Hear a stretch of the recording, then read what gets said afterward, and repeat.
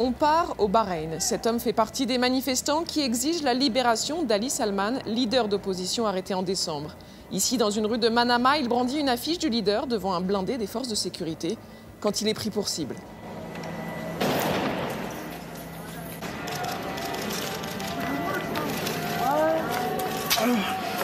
Le manifestant a été visé au visage par un tir de chevrotine provenant du véhicule. Il s'effondre au sol un peu plus loin. Notre observateur explique que ce n'est pas la première fois que les forces de sécurité tirent ainsi à bout portant. L'homme n'est pas allé à l'hôpital de peur d'y être enlevé par la police. Il a été soigné dans son quartier. Ses jours ne sont pas en danger. On part au nord de l'Iran. Des millions d'oiseaux migrateurs venant d'Europe volent chaque année à l'automne vers le nord du pays. Ils s'arrêtent dans la ville de Ferey-Dunkenar, au bord de la mer Caspienne. Mais pour beaucoup d'entre eux, cette étape est fatale. Saman nous explique que les habitants sont de plus en plus nombreux à les chasser en plaçant d'immenses filets sur les points d'eau. Ils les revendent ensuite sur les marchés. Chasser les oiseaux migrateurs a beau être interdit, 1 million d'entre eux ont été tués en 2014, soit la moitié de ceux qui sont passés par cette zone.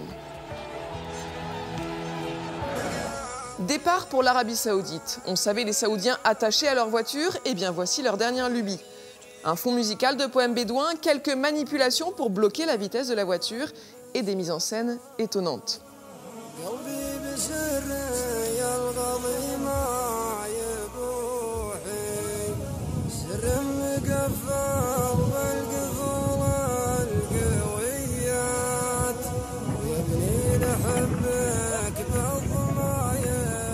Depuis plusieurs semaines, ce savant mélange de poésie et de grosses cylindrées fait fureur sur les réseaux.